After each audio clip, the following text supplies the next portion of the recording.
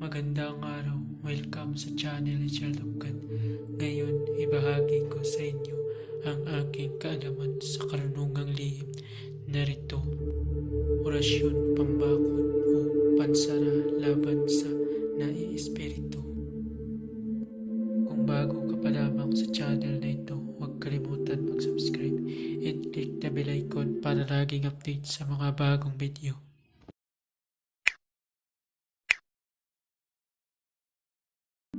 Bago gamitin ang orasyon, magdasal muna ng 3 Ama Namin, 3 Abaginong Maria, 3 Luwalhati, at 3 sumasampalataya, at isunod ang orasyon.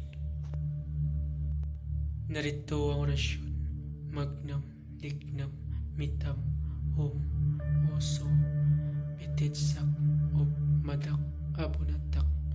Magnam, lignam, mitam, hom, oso, petitsak, op, madak, abunatak. Usalin ang orasyon ng 3 beses at iihip sa tuktok ng may sakit. Babala, ang lahat ng orasyon na aking ibinabahagi dito ay lubhang makapangyarihan.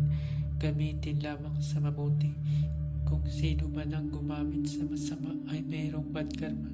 Maaari maghirap habang buhay hanggang kamatayan. Maraming salamat. Bago matapos sa video ito, huwag kalimutan mag-subscribe and click the bell icon para laging update sa mga bagong video. Maraming salamat po.